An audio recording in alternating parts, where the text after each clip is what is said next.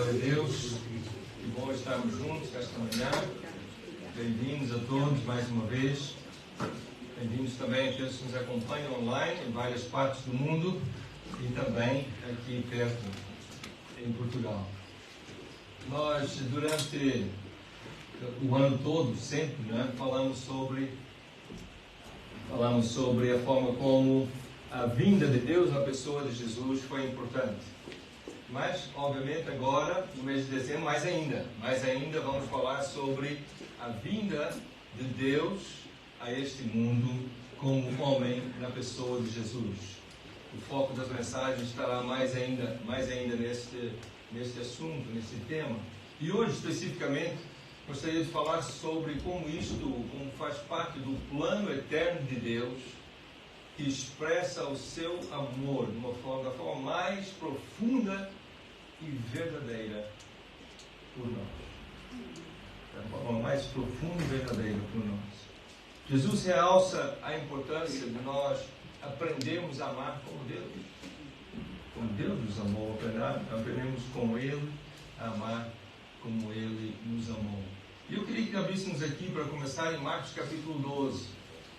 Marcos capítulo 12, começando no versículo 28. Marcos 12, 28. Vamos ler até o versículo 31. Marcos 12, de 28 a 31. Ok? Então vamos à nossa leitura. Mateus 12, 28 a 31. E aproximando-se um dos escribas que os tinha ouvido disputar. Mateus ou Marcos? Marcos. Sexto Mateus. Eu disse Mateus? Sim, mas era Marcos. Não, Marcos. Eu disse Marcos.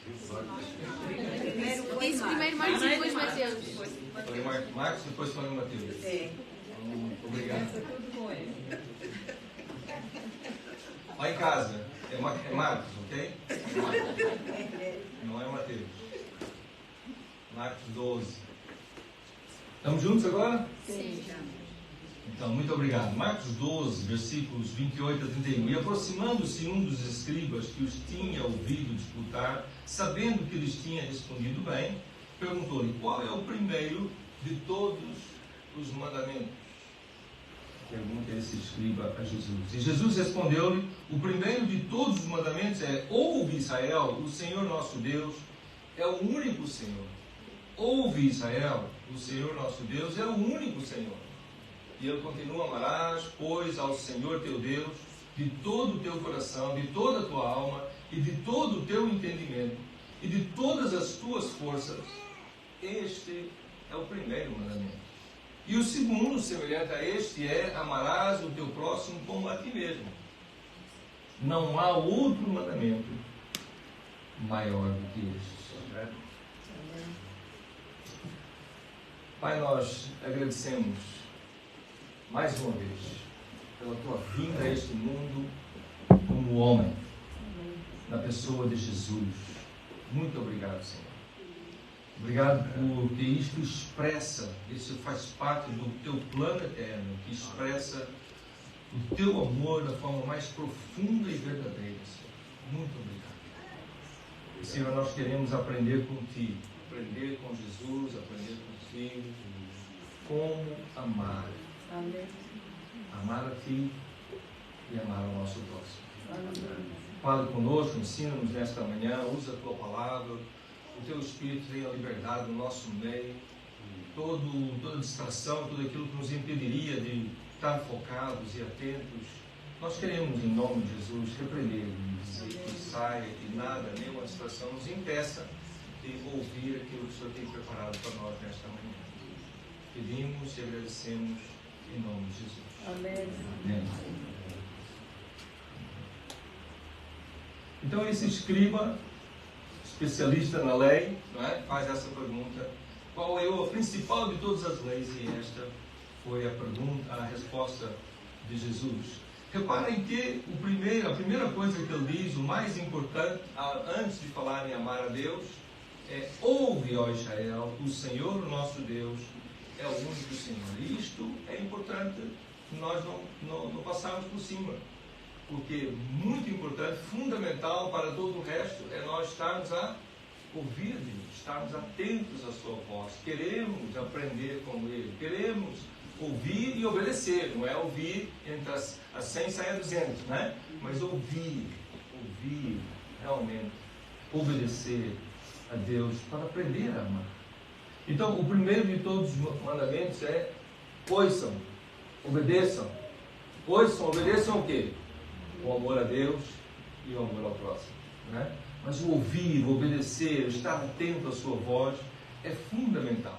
Paulo, quando escreve aos cristãos na Galácia, está em Gálatas 5, 13 a 15, podem apontar para ler depois, mas Gálatas 5, versículos 13 a 15, ele diz assim: vós, irmãos, fostes chamados à liberdade. Nós cantamos sobre isso agora há pouco, não é? Porém, não useis da liberdade para dar ocasião à carne. É comum, não é? Eu sou livre, faço o que eu quero. Ops, não é bem isso, né? Sou livre, mas não devo aproveitar da minha liberdade para agir na carne, fazer a minha vontade. Né? A liberdade não é esta liberdade, essa não é a verdadeira liberdade. Isso torna-se uma escravidão. Então, Paulo continua: sede antes servos uns dos outros pelo amor. Sede antes servos uns dos outros pelo amor, porque toda a lei se cumpre em um só preceito, a saber: amarás o teu próximo como a ti mesmo. E aí há um versículo interessante, o 15, que fala assim: se vós, porém, vos mordeis e devorais uns aos outros, vede que não sejais mutuamente destruídos. Então, como isso? Como morder e devorar uns aos outros? Não é? Eu sei que há culturas, não é? Houve, se calhar ainda há, não é? Antropófagos, não é? Mas eu penso que não é sobre isso que ele está a falar, né? Nem a eles e nem a nós. Esse morder e devorar tem um significado que nós percebemos muito bem. Há muitas maneiras de morder uns aos outros, de picar uns aos outros, de devorar uns aos outros, de destruir o caráter, de colocar embaixo, de complicar a vida de alguém, né? Há muitas formas de morder e devorar. E ele diz: se vós, porém, vos mordeis e devorais uns aos outros, vede que não sejais mutuamente destruídos. O pensamento de Paulo nos ajuda a perceber o que acontece quando não amamos desta forma. A pessoa que não ama o seu próximo acaba por destruir o relacionamento, não é? Muitas vezes nos sentimos injustiçados, não gostamos, alguém falou, fez, mas se há amor, nós conseguimos, tentamos, nos esforçamos para ultrapassar aquela situação, não é? Com franqueza, com honestidade, mas quando não há amor, o relacionamento então fica logo afetado. E aquilo que o outro me fez, eu quero fazer igual ou pior, não é? Eu quero mostrar como se faz, como as coisas acontecem. Nós estamos a falar que nunca vai haver conflitos, entendimentos, não é nada disso. Isso faz parte da vida. Nós nem sempre concordamos e às vezes a nossa discordância se expressa de uma forma mais forte, não é? Vai haver, as nossas emoções muitas vezes vão se chocar com as emoções do nosso próximo, vai haver desentendimentos, isso faz parte da vida. Não somos todos iguais, pensamos diferente, não é? De forma diferente. Conversas às vezes tensas, emoções se chocarem, desentendimentos, não são de facto o verdadeiro problema. O verdadeiro problema é o que nós fazemos com isso. Quando isso acontece, quando discordamos, desentendemos, há um conflito, não estamos a ver da mesma maneira, e depois o que fazemos com isso? Viramos as costas uns aos outros? Ou chegamos mesmo a nos morder? Ou devoramos, destruímos o relacionamento completamente? O que é que nós fazemos com isso? Então o problema acaba por ser as nossas reações.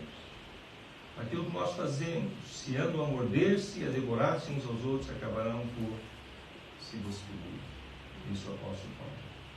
E fica a pergunta no ar: quantas vezes nós já temos mordido e devorado outros? Ou chegamos lá perto? Um pouco mais adiante, e não por acaso, no mesmo capítulo de Gálatas 5, nós temos no versículo 22 o fruto do Espírito. Está no mesmo capítulo, né? O fruto do Espírito é amor. Amor. Começa assim, o fruto do Espírito é amor. Mas há também outras coisas ali, amor, alegria, paz, paciência, bondade, benignidade ou misericórdia, fé ou fidelidade, mansidão ou temperança e domínio próprio. Parece que aqui nós estamos a precisar, especialmente nesse tema, do amor ao próximo e não nos mordermos e devorarmos uns aos outros, do amor que se expressa também através do domínio próprio. Domínio próprio. Submeter as nossas emoções, os nossos pensamentos, as nossas reações a Deus, ao Espírito Santo de Deus. O fruto do Espírito é este. Não é aquele. Não é agir na carne. Não é dar lugar à carne na nossa liberdade. Não é defender os nossos pensamentos, as nossas ideias, a tal ponto de perdermos o relacionamento, comprometermos o relacionamento. Então nós podemos dizer, talvez, de uma forma muito simples, que amar ao próximo é não causar danos aos outros, não é? É não causar danos, é não fazer mal. Simples, não é? Simples assim, alguém diz, isso é tão simples. Será? João Wesley, muitos terão ouvido falar em João Wesley, ele estabeleceu com um grupo de líderes, os seus colegas de ministério, algumas regras importantes ao longo da sua vida. Então, uma delas era exatamente uma regra, uma norma que deve guiar a nossa vida cristã. Eles estabeleceram entre eles, vamos tentar viver de acordo com essa regra. E uma delas era exatamente pensar sempre em não causar danos, em não fazer mal a ninguém. A ninguém. Não é só os irmãos, a ninguém.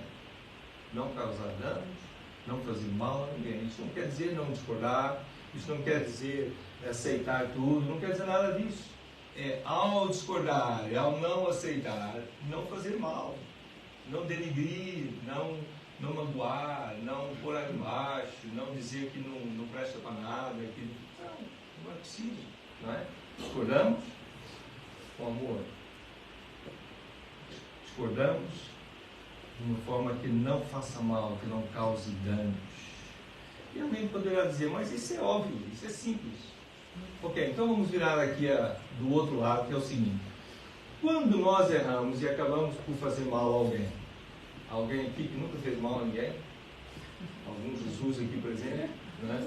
Nunca causou dano a ninguém, ok, então quando aconteceu, que provavelmente deve ter sido raríssimo, né? nunca acontece conosco, namorado. Então quando isso aconteceu, ou acontece, devemos agir como um discípulo de Jesus e não como um discípulo deste mundo. E como é que é isso? Olha, Jesus tem aqui umas palavras interessantes em Mateus 5, 21 a 24. Agora é Mateus, também. Mateus 5, versículos 21 a 24. Então eu estava naquele discurso dele, chamado Sermão da Montanha, Mateus 5, 21 a 24. E ele faz algumas comparações. Ouvistes o que foi dito aos antigos, não matarás. E quem matar estará sujeito a julgamento. Eu, porém, vos digo, todo aquele que se irá contra o seu irmão estará sujeito a julgamento. Irás. E quem proferir um insulto a seu irmão estará sujeito a julgamento no tribunal. Um insulto, um simples insulto. E quem lhe chamar tolo, imbecil, estúpido, escolhepado, né? E quem lhe chamar tolo estará sujeito ao inferno do fogo. Se, pois, ao trazeres ao altar a tua oferta, e ali te lembrares de que o teu irmão tem alguma coisa contra ti, deixa perante o altar a tua oferta, vai primeiro reconciliar-te com o teu irmão, e então voltando, faze. Eu creio que Jesus não está tão preocupado aqui com o que ele diz, em nós literalmente entendemos cada palavra, do tolo, do insulto, etc. Aqui a ideia é como é que nós tratamos uns aos outros. Como é que nós tratamos o próximo? Fazemos o mal, causamos dano, e quando o fazemos, como é que lidamos com isso? Como discípulo de Jesus? Ou como toda a gente? Mas toda a gente faz isso. Aliás, eu até fiz menos do que fulano. Se fosse fulano, então, partilho todo. Tá? Então eu só chamei nomes e pus de abaixo de cão, mas não vi violência, né? Sou uma pessoa pacífica. Vamos para não chorar. Porque é tão verdadeiro. Quando há conflito ou um relacionamento que está ameaçado, amar o meu próximo vai significar reconhecer também a minha parte no problema. Porque sempre há. Sempre há qualquer coisa que eu podia não ter feito ou falado, ou podia ter feito ou falado. Então, reconhecer a minha parte e tomar responsabilidade pela minha parte. Não é assumir o erro do outro, mas assumir a minha própria parte, aquilo que eu contribuí para causar o dano. Pedir perdão, pedir desculpas, de fato. Tão difícil, não é? Nossa cultura não gosta muito disso. Pedir perdão, pedir desculpas. Ainda esta semana estávamos a falar, eu e a irmã, não me lembro exatamente, mas me veio à mente, por exemplo, uma situação em que nós... já me lembro. É simples, foi o Paulo Bento ali no final daquele jogo da Coreia do Sul com o Ghana, e então ele foi expulso por causa de coisas que ele disse, e ele pediu perdão, pediu desculpas pela forma, mas não retirava o que disse. E isto é exatamente, ajuda-me, está caído. Isto é exatamente, se nós estamos certos, não é dizer, não, eu estou errado, eu assumo o erro. Não, estamos certos, continuamos com a nossa convicção do certo. Mas muitas vezes a forma como nós afirmamos o nosso acerto, a nossa razão, a forma. Eu preciso pedir desculpa. E agora volta àquilo que eu estava falando com a Delane. Nós falamos isso aos nossos filhos algumas vezes, muitas vezes, se calhar, quando nós ralhamos com eles e os tratamos por causa de falhas, etc., chamamos a parte e dissemos, olha, aquilo que fizeste foi mal e continua a ser mal e não podes voltar a fazer. Mas a forma como ralhei, né? Levantar a voz como levantei, em público, outras pessoas viram, sentiste envergonhado, esta forma não foi boa. Né? Então pedir desculpas pela minha parte, aquilo que eu fiz e que não foi a mais correta naquela situação. Não é como nós muitas vezes dizemos, olha, eu sei que falei coisas duras, tal, mas eu não teria falado assim se não fosse aquela atitude que tu tiveste. Então, afinal, quem é culpado é o outro, né? Já pedimos desculpas pela nossa própria parte. Eu sei que fiz isso ou aquilo, perdoa, mas tu me provocaste com a tua estupidez. Essa não é uma maneira de pedir perdão. É, na verdade, uma forma de culpabilizar o outro. E isso também aconteceu recentemente aí, numa situação aqui entre os nossos políticos. Não vou dizer aqui qual foi, mas aquele que tem acompanhado também. Olha, eu não era a minha intenção, então, se alguém ficou magoado, eu peço desculpas. Ou seja, se alguém que é fraco, né, melindroso, coitado, eu peço desculpas então a essa pessoa mais fraca, porque não era essa a minha intenção. Isto não é uma forma de pedir desculpas. É reconhecer a nossa parte, aquilo que nós fizemos mal, aquilo que falamos mal, reconhecer a nossa parte. Imagina aqui uma forma anedótica, não é? Nós chegamos a Deus e dizemos, olha Deus, eu me arrependo dos meus pecados. Alguém, por exemplo, Deus perdoa-me o pecado de eu ter tido relações com aquela rapariga, que não é minha esposa nem nada, mas olha, se o Senhor não tivesse feito aquela rapariga tão bonita, isso é uma piada, não faz sentido nenhum. Mas uns com os outros nós fazemos isso. Nós fazemos isso uns com os outros. Se nós fizéssemos isso com Deus, era por a culpa dela. Então a mesma ideia aplica-se quando há um conflito ou um relacionamento ameaçado. Amar o meu próximo significa reconhecer a minha parte e tomar responsabilidade pela minha parte no erro que causou o dano. Obviamente nós estamos aqui a falar neste momento, isso é para outra pregação, sobre casos extremos, como violações, como abusos de menores, como violência doméstica. Estas coisas têm de ser tratadas da forma correta. E não é sobre isso que estamos a falar. Estamos a falar sobre casos, situações, episódios da nossa vida que acontecem todos os dias, todas as semanas, são tão comuns lá no trabalho, lá em casa. entre os vizinhos, no trânsito. São tão comuns, fazem parte da nossa vida. Vamos seguir o ensinamento de Jesus? Ou vamos fazer como toda a gente? Paulo resumiu esse ensinamento de Jesus lá em Gálatas 5, 13 e 15: amarás o teu próximo como a ti mesmo. Mas se vós, porém, vos mordeis e devorais uns aos outros, vede que não sejais mutuamente destruídos. Viver esta forma, esta norma de não fazer mal e jamais causar dano a alguém, deve fazer parte da nossa vida. Amém? Amar o próximo também podemos dizer que é fazer o bem. Não é só não fazer o mal, mas é fazer o bem a todas as pessoas e a toda hora. Vamos juntos? Fazer o bem sempre, a todos e em todo momento. Nem sempre é fácil. Vamos ver só um texto, uma parábola de Jesus em Lucas. É mesmo Lucas, ok? Não. É Lucas capítulo 10. Lucas 10. Eu vou ler a parábola. A parábola é conhecida pela grande maioria, se não por todos. Eu vou ler a parábola e não vou explicar. Ela é super clara, não é? Então Jesus diz em Lucas 10, 25: eis que se levantou um certo doutor da lei tentando. Sempre faziam isso, né? Os entendidos da lei tentavam Jesus. Então, ver se o faziam cair em contradição. Mestre, o que farei para herdar a vida eterna? E ele lhe disse: o que está escrito na lei, como lês? E o próprio entendido da lei respondeu: amarás ao Senhor teu Deus de todo o teu coração, de toda a tua alma e de todas as tuas forças e todo o teu entendimento, e ao teu próximo como a ti mesmo. E Jesus respondeu e disse: respondeste bem, faz isso e viverás.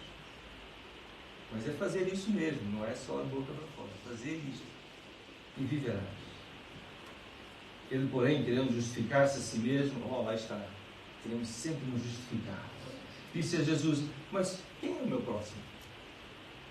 Respondendo Jesus disse: descia um homem de Jerusalém para Jericó e caiu nas mãos de uns salteadores, os quais o despojaram e, espancando-o, se retiraram, deixando-o meio morto. E ocasionalmente descia pelo mesmo caminho certo sacerdote, vendo, passou do lado. E de igual modo também um levita, chegando àquele lugar e vendo, passou do lado. Mas certo samaritano, viajando, veio até ele e, vendo, foi movido de íntima compaixão. E, aproximando-se, atou-lhe as feridas, deitando-lhes azeite e vinho. E, pondo-o sobre o seu animal, levou-o para uma estalagem e cuidou dele. E, partindo no outro dia, tirou 2 dinheiros e deu-os ao hospedeiro e disse: cuida dele, e tudo o que demais gastares, eu te pagarei quando voltar. Qual, pois, destes 3, pergunta Jesus, te parece que foi o próximo daquele que caiu nas mãos dos salteadores? E ele respondeu: o que usou de misericórdia para com ele. Disse, pois, Jesus: vai e faz da mesma. Isto foi mesmo misericórdia, porque os samaritanos eram muito maltratados pelos judeus. E provavelmente aquele samaritano, não é, já tinha sido muitas vezes maltratado por pessoas como aquele que caiu na mão dos salteadores. E então o entendido da lei diz: aquele que usou de misericórdia. Não é porque ele merecia, não é porque ele tinha feito alguma coisa, não é? Não é, foi por misericórdia. Vai tu e faz o mesmo. Portanto, fazer o bem a todas as pessoas em todos os momentos nem sempre é fácil. Fácil é fazer o bem a alguém de quem gostamos, não é? Isso é fácil. Gostamos daquela pessoa, mesmo que ela às vezes tem algumas coisas que eu não gosto, mas eu gosto dela, então faço-lhe o bem, não é? Fazer o bem também a pessoas que são mais próximas, são família, são pessoas, não é? são irmãos em Cristo, também, às vezes, não é? É fácil. Devia ser sempre, mas pronto, é mais fácil. Mas Jesus chama os seus discípulos para fazer o bem a todas as pessoas e em todos os momentos. Como é que eu posso fazer bem àquela pessoa desagradável? Aquela pessoa que me chateia? Aquela pessoa que me maltrata? Aquela pessoa que se porta como meu inimigo? Aquela pessoa que me persegue? Como é que eu posso fazer bem? Não é só não fazer mal, não é só não causar dano. Como é que eu posso fazer bem? Olha, há imensos testemunhos durante esses últimos 20 séculos, andamos no 21º, né? Há imensos testemunhos de pessoas, homens e mulheres, famílias inteiras, culturas, que foram alcançadas por Jesus, porque alguém lhes fez bem sem razão nenhuma. Alguém fez bem a um perseguidor, alguém que o maltratava, fez-lhe bem.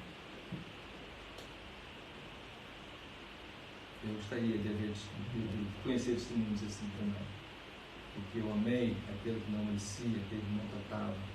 Jesus chama os seus discípulos para fazerem o bem a todas as pessoas, em todos os momentos. Nem sempre é conveniente. Imagine, o samaritano provavelmente tinha o seu orçamento, a sua vida, as suas necessidades, a sua família, não é?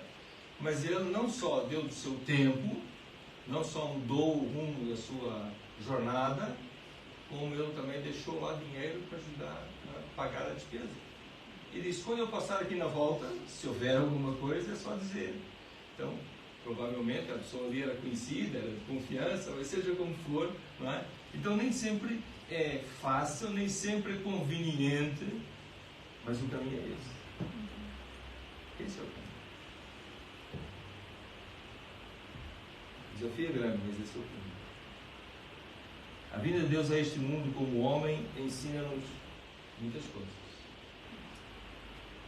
Através de Jesus, Deus mostrou o seu amor a nós. Em Filipenses 2, 6 a 8, podem também apontar, Filipenses 2, 6 a 8, nós lemos assim que, sendo em forma de Deus, Jesus não teve por usurpação ser igual a Deus, mas esvaziou-se a si mesmo, tomando a forma de servo, fazendo-se semelhante aos homens, e achado na forma de homem, humilhou-se a si mesmo, sendo obediente até a morte, e morte de cruz. Pessoas que não o valorizaram, pessoas que o maltrataram, pessoas que não o amaram. João põe de outra forma. João capítulo 1, começando o primeiro versículo, no princípio era o verbo estava com Deus, e o verbo era Deus, ele estava no princípio com Deus, todas as coisas foram feitas por ele, e sem ele nada do que foi feito se fez. Nele estava a vida, e a vida era a luz dos homens. Termino o versículo 4. Vou saltar para o versículo 9. Ali estava a luz verdadeira que ilumina todo homem que vem ao mundo. Estava no mundo, e o mundo foi feito por ele, e o mundo não o conheceu. Veio para o que era seu, e os seus não o receberam. Mas a todos quantos o receberam, deu-lhes o poder de serem feitos filhos de Deus, aos que creem no seu nome, os quais não nasceram do sangue, não estamos a falar no nascimento natural, nem da vontade da carne, alguém quis, nem da vontade do homem, mas nasceram de Deus. Nasceram de Deus. E o Verbo se fez carne e habitou entre nós, e vimos a sua glória, como a glória do unigênito do Pai, cheio de graça e de verdade. Sim, Deus veio a este mundo como homem, na pessoa de Jesus. E isto faz parte do plano eterno de Deus. E é uma expressão do seu amor mais profundo e verdadeiro pela humanidade. Jesus mostrou com a sua vida, com a sua vinda e com a sua vida, né? E com a sua morte, ele mostrou o que significa não causar danos ao outro, a não lhes fazer mal, e ao mesmo tempo fazer o bem a todas as pessoas, em todos os momentos. Então nós, seguidores de Jesus, devemos aprender a viver De acordo com estas normas, estas regras, não é? Não é? Que nós acabamos de ver hoje, não é? Porque são parte do plano de Deus, só fazem parte da palavra de Deus, não é? Então devemos aprender a viver de acordo com essas normas e amar o nosso próximo, né? Amar o nosso próximo. Procurando não causar danos, não fazer mal e fazer o bem a todas as pessoas em todos os momentos. Talvez aproveitar esta quadra, não só agora, mas aproveitar esta quadra para avaliar as nossas vidas, para refletir, para identificar aquilo que devemos fazer para melhorar nesse aspecto, que não é um aspecto lateral, não é um aspecto periférico, é um aspecto fundamental na nossa relação com Deus. Então, avaliar, refletir sobre a nossa realidade, identificar o que devemos mudar para começarmos a amar o próximo de uma forma mais profunda e verdadeira. E isto é com ou sem intimidade. E, portanto, nós entendemos isso, que o amor verdadeiro não tem a ver com intimidade. Com Deus, sim, mas com as pessoas eu não vou ter intimidade com todas as pessoas, mas devo amá-las assim mesmo. Não é isso que Jesus diz? Amai os vossos inimigos e orai pelos que vos perseguem. Então ele aqui não está a falar num relacionamento íntimo, não é? Andarmos abraçados na rua, não é isso que ele está a dizer. Ele está a dizer que mesmo que o relacionamento não exista, eu demonstro o amor de Deus a essa pessoa. Não lhe faço mal, não lhe desejo mal, não lhe causo dano, e procuro oportunidades, se surgirem, de fazer bem, de ser bênção naquela vida, marcar a diferença e deixar a pessoa apavorada. Mas é porque eu acho que ela é para deixar ela apavorada, porque como é que essa pessoa pode fazer isso por mim? Ou me tratar assim? Ou não me pagar com a mesma moeda? Então o que é que nós temos que mudar? O que é que eu tenho que mudar? O que é que nós temos que mudar lá em casa? O que é que nós temos que mudar para não causar danos, não fazer o mal, para fazer o bem a todas as pessoas, em todos os momentos? No relacionamento com o nosso cônjuge, com os nossos filhos, nossos pais, nossos vizinhos, nossos amigos, nossos colegas. Para concluir, eu gostaria de dizer que tudo começa por ouvirmos Deus, ouvirmos a sua voz, ouvirmos a sua palavra, procurarmos perceber o que Deus quer falar conosco e obedecer, fazer um compromisso de obedecer. Tudo começa por ouvir e obedecer mais a Deus, para aprender a amar verdadeiramente. A seguir, talvez haja da parte de alguns de nós a necessidade de nos arrepender e, de fato, procurarmos fazer a nossa parte para fazer as pazes com algumas pessoas, para ultrapassar coisas, assumir a nossa cota parte na responsabilidade e procurar abrir o caminho para uma reconciliação. Se ainda não o fez, talvez haja alguém que conosco esta manhã ou acompanhar online que precisa de facto entregar a sua vida a Jesus. Tem que começar, tem que fazer isso, porque senão não vai conseguir perceber mesmo a palavra de Deus e ouvir e obedecer, não vai conseguir. Então precisa entregar a sua vida a Jesus, se identificar com Cristo e assim, com o Espírito Santo a viver em si, começar a perceber melhor e ter poder para viver um amor mais profundo e verdadeiro. Eu não sei qual é o próximo passo que temos agora, mas eu peço ao grupo de louvor que assuma o seu lugar e coloco perante Deus as nossas vidas. O que é que nós precisamos fazer? Qual é o próximo passo? Ouvir mais, eu já sei que é o próximo, mas a seguir, a ouvir mais, a obedecer mais, a perceber mais a palavra de Deus, a viver mais, a praticar mais. Nós gostamos muito do lanche, não é? Aí diz isto, mas no meu caso, a minha situação, a minha família, a minha cultura, etc. Não há mais esse não é? O que a palavra de Deus diz? Como é que eu posso viver de acordo com esta realidade da palavra de Deus? Viver essas duas normas parece tão simples. Não causar dano nem fazer mal. E ao mesmo tempo procurar fazer bem a todas as pessoas em todos os momentos. Então gostaria de convidar a igreja para se colocar de pé. Sim? Sim, vamos. Pode manter. Sim. É a segunda que nós cantamos hoje. Não sei o nome dela. E nós vamos cantar esse cântico logo a seguir, porque fala em cada dia eu olho a ti e quero ouvir a tua voz e quero amar como tu amas, mas estou a usar minhas palavras, mas é mais ou menos isso. E vamos cantar isso pensando, refletindo verdadeiramente, pedindo a Deus para nos ajudar a mudar. Não é fácil, eu sei que não é fácil, falo por mim, mas o caminho é esse, vale a pena. Não é? Nós seguimos a Jesus, sermos verdadeiramente seus discípulos e não seguimos a nossa carne. Eu vou orar antes de nós cantarmos. Eu vou já me despedir de quem está online. Nós vamos ainda ter essa música, mas que Deus continue a falar também ao seu coração. Ali onde está. Oremos. Pai de amor, obrigado mais uma vez pela tua palavra, pelos desafios que vêm dela.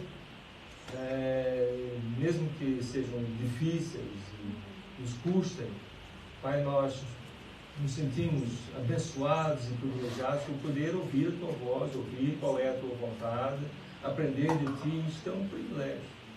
Ajuda-nos a não desprezar esse privilégio, a não pôr de lado, a não ignorar, a não negligenciar, ó Deus, mas aproveitar ao máximo aquilo que nós temos em Cristo Jesus, o Espírito Santo que habita em nós, para vivermos de fato em novidade de vida, não sermos discípulos do mundo, mas discípulos de Jesus, que seguem a Jesus, aprendem com Ele, andam com Ele e fazem como Ele. Precisamos da tua ajuda, Senhor. Precisamos da ajuda uns dos outros, ajuda-nos a nos ajudarmos mutuamente. Pai, nós não queremos estar identificados com aqueles que morrem e devoram-se mutuamente e destroem relacionamentos, destroem pessoas. Não. Queremos estar identificados contigo, Senhor. Amém. Com o nosso Senhor e Salvador Jesus Cristo. Amém. Continua a trabalhar nos corações daqueles que ainda não te conhecem, Senhor, para que ainda neste dia haja salvação. Vidas que se rendam a ti, que entreguem a sua vida inteiramente ao Senhor e procurem seguir Jesus por toda a sua vida e passar a eternidade com Ele. Pai, nós pedimos essas coisas com gratidão no nosso coração, porque sabemos que o Senhor tem mais interesse nelas do que nós próprios. E que o Senhor já está a trabalhar nesse sentido. Obrigado, Senhor, porque temos essa certeza. Oramos em nome de Jesus.